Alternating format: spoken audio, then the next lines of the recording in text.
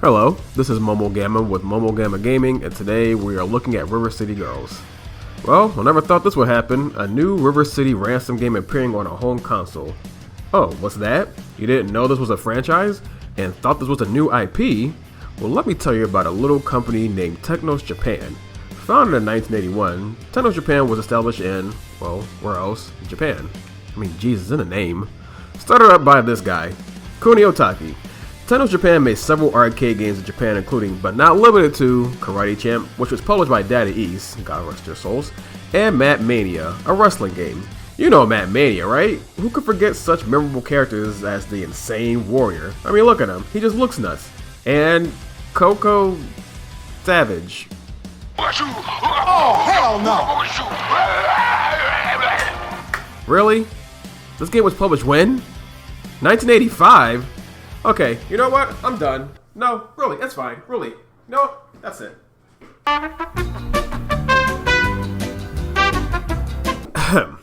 Sorry about that, folks. Anyway, after those minor successes, even though some of them had more than questionable characters in them, they wouldn't really get their big break until 1986's Neketsu Koho Kunio-kun, or over here renamed Renegade.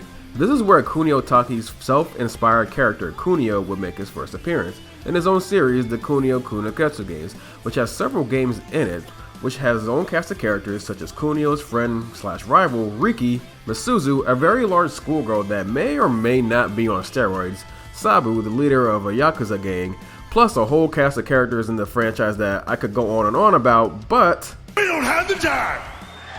some of these games came out over here in North America, such as Super Dodgeball or Neketsu Koko Dodgeball Boo, and River City Ransom, or its original name, Downtown Neketsu Monogatari, starring Kunio, but was given the name Alex when it was translated over here to fit more with American audiences for the Nintendo Entertainment System in 1989.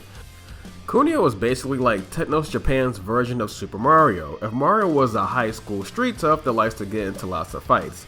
He even, like Mario, has starred in different genres of games such as Dodgeball and even Neketsu fighting game for the Famicom, which is one of my favorite games of all time. So basically, the Neketsu Kunio-kun games were given different names over here in the West once they were localized for Western audiences, such as Crash and the Boys Street Challenge in 1992. Side note, Technos was also developer of the Double Dragon series, which I don't need to tell you went on to be one of the biggest games in the late 80s and early 90s. But Renegade heavily inspired the combat for Double Dragon. So yeah, Kunio starred in quite a bit of his own games, both in Japan and a few in the US. But once Technos Japan went under in 1996, Mr. Taki somehow acquired the assets to Technos and started a new company known as Million, which they went on to make the sorely underrated Double Dragon Advance and the abysmal River City Ransom EX for, you guessed it, the Game Boy Advance. Game Boy Advance! Then they went under again, and all the assets of Technos Japan, including Double Dragon, the Kunio-kun Neketsu games, and Dodgeball, as well as other game franchises, got acquired by Arc System Works. Yes, the Guilty Gear guys, which they published the very rushed and underdeveloped Double Dragon 4. I'll get to that game one of these days. So now, with that brief history lesson out of the way, this is my review of River City Girls. Man, this game, I tell you what, is insane. Basically, it's a direct sequel to River City Ransom, hence the name, where you play as Kyoko and Masako, which are the girlfriends of Kunio and Riki respectively, or Alex and Ryan if you want to use their North American names, but I digress. Basically, Kunio and Riki are kidnapped by an unknown baddie, and it is up to you as either Kyoko, the more lighthearted and somewhat dim-witted of the two, or Masako, the more blunt and hot-headed of the duo. Which, by the way, if they ever were to make a movie of this, I could see Aubrey Plaza playing the role of Masako. I'm just saying.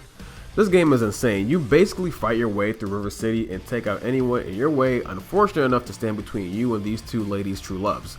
So yeah, story in a game like this is basically very light, which is fine with me. I grew up playing games like Final Fight, Streets of Rage, Double Dragon, to name a few, where the story was really just an excuse for you to kick the crap out of any goon on screen until you either A, died, or B, moved on to the next level. The game's visuals are very detailed, with teenagers in the background on their phones, filling up hallways and streets as you make your way through each level. The characters have that classic Kunio-kun dodgeball look with thick eyebrows and over-exaggerated looks when they get pummeled.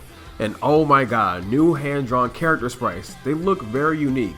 It's a pseudo 16-bit look with lots of detail and lots of frames of animation for each of your attacks. It's amazing, and I can't help but gush over this. I love this stuff. Each area looks different from the next, from uptown to downtown to River City High School. You'll eventually even end up in a high-rise filled with Yakuza henchmen waiting to end your little crusade. The visuals are very pleasing to look at, and it never gets boring. A lot of times your gameplay will be interrupted by cutscenes, which to be honest, I was surprised the game even had them.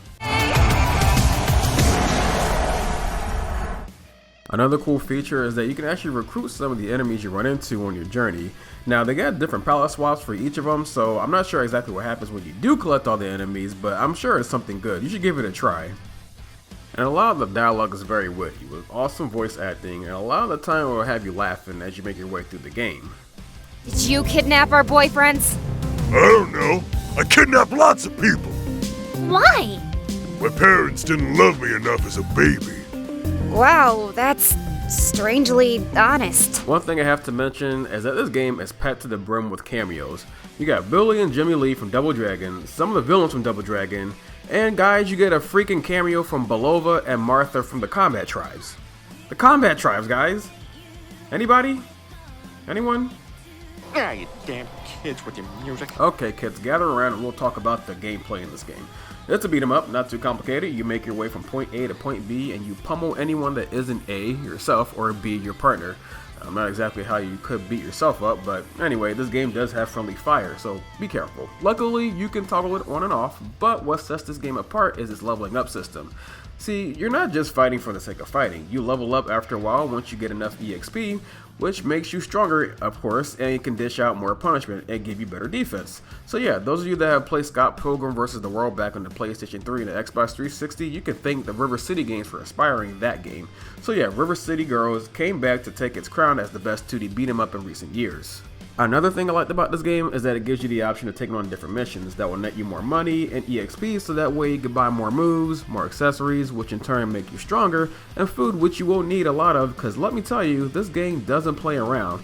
Guys will rush in and gang up on you. The AI is quite good in this game, but not too overwhelming. It's a good balance and it never feels too cheap when you get your own butt handed to you.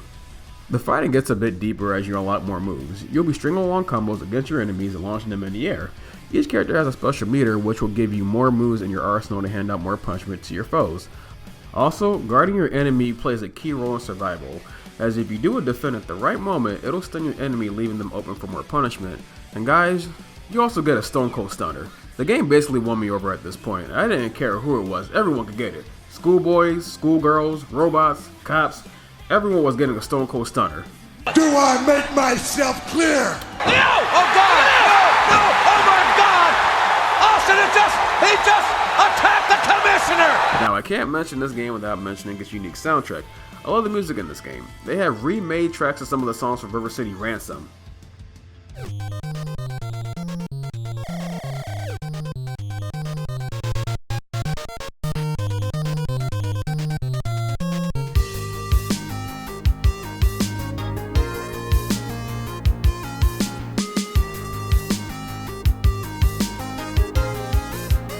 Some of the tracks even had lyrics to them, which kind of gave me a Double Dragon Neon vibe, and that's always a good thing.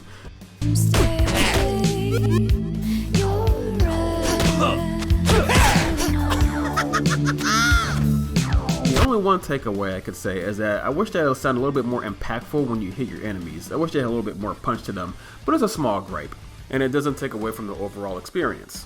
So, in the end, this game, if you aren't already aware, I'm in love with it. It's short, it's about 20 hours, and that's when you don't know what you're doing or where to go. But if you are a fan of Technos or River City Ransom, do yourself a favor and get this game. It's only $30 as of this review, and it's awesome. I'm giving this title an 8.5 out of 10. It's simply a love letter to Technos fans, and basically this is what Double Dragon 4 should have been. Now, I did detract for the ending, which I will not get into here cause, well, spoilers, but overall, I had a great time. Let's hope Arc System Works can give us a proper Double Dragon game if they try something with that franchise again. Anyway, this has been Momo Gamma with Momo Gamma Gaming. I'll see you guys next time, have a great night, and keep gaming.